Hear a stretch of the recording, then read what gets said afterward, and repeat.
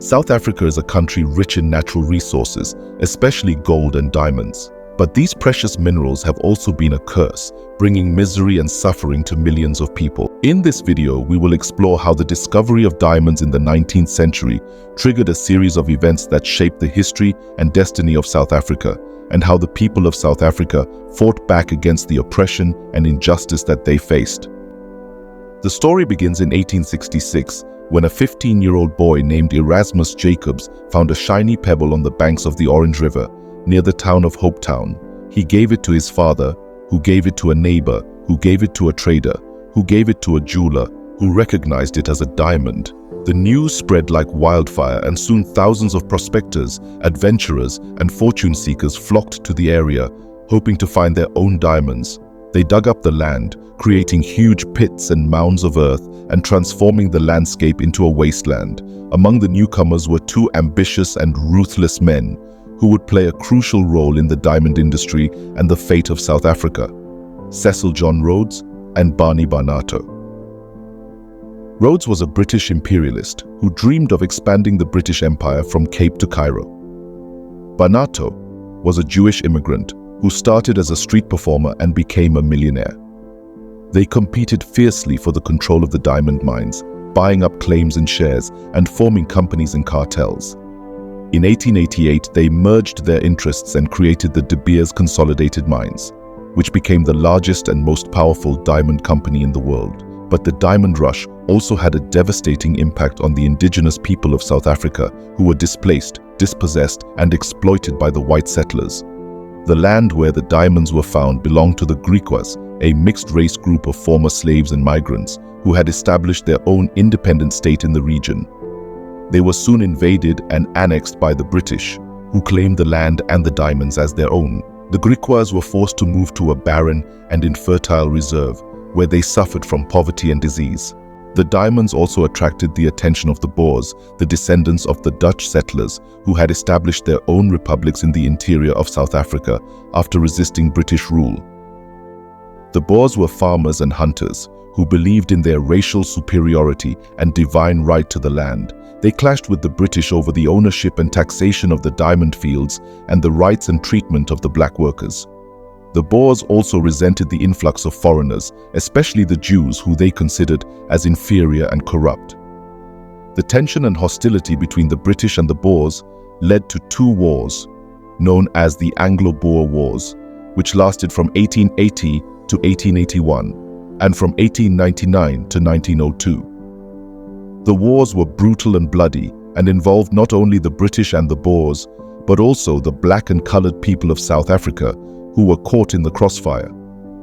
The British used scorched earth tactics, burning farms and crops and killing livestock. They also rounded up thousands of women, children, and elderly and put them in concentration camps where they died from starvation, disease, and exposure. The black and colored people were also subjected to violence, displacement, and segregation. They were forced to work as laborers, soldiers, and spies for both sides and were paid poorly or not at all. They were also denied the right to vote, to own land, and to move freely. The wars ended with the defeat of the Boers and the establishment of the Union of South Africa in 1910 as a self-governing dominion within the British Empire. The Union was ruled by a white minority, dominated by the Afrikaners, the descendants of the Boers. The black and colored people were excluded from the political and economic system and were subjected to a series of laws and policies that discriminated and oppressed them. These laws and policies formed the basis of Apartheid, the system of racial segregation and white supremacy that lasted until 1994. The diamond industry continued to flourish and expand under the control of De Beers and its allies. The company maintained a monopoly over the production and distribution of diamonds and manipulated the supply and demand to keep the prices high and the profits huge. The company also exploited the workers, who were mostly black and migrant, and paid them low wages and subjected them to harsh and dangerous conditions. The workers lived in overcrowded and unsanitary compounds, where they were isolated from their families and communities and controlled by the company and the state. The workers had no rights, no unions, no voice, and no choice. But the people of South Africa did not accept their fate quietly. They resisted and rebelled in various ways and forms against the injustice and oppression that they faced. They formed political parties, such as the African National Congress and the Pan-Africanist Congress, and labor unions, such as the National Union of Mine Workers and the Congress of South African Trade Unions. They organized protests, strikes, boycotts, and campaigns such as the Defiance Campaign, the Freedom Charter, the Sharperville Massacre, the Soweto Uprising, and the United Democratic Front. They also engaged in armed struggle through the military wings of the ANC and the PAC, such as Umkhonto we Sizwe and the Azanian People's Liberation Army. The struggle for freedom and democracy in South Africa was long and hard and involved many sacrifices and losses. It also involved many allies and supporters from within and outside the country who contributed to the cause in various ways. The struggle was also influenced and inspired by other movements and events, such as the anti-colonial and anti-imperialist movements in Africa and Asia, the civil rights and anti-war movements in the United States, the anti-apartheid and solidarity movements in Europe and elsewhere, and the collapse of the Soviet Union and the end of the Cold War.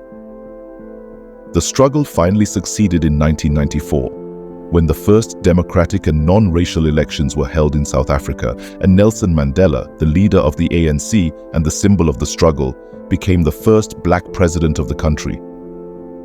The new government embarked on a process of reconciliation and reconstructed South Africa, and how the people of South Africa tried to rebuild it.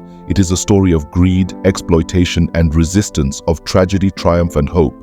It is a story that is not over yet, and that is still being written by the people of South Africa and by the people of the world.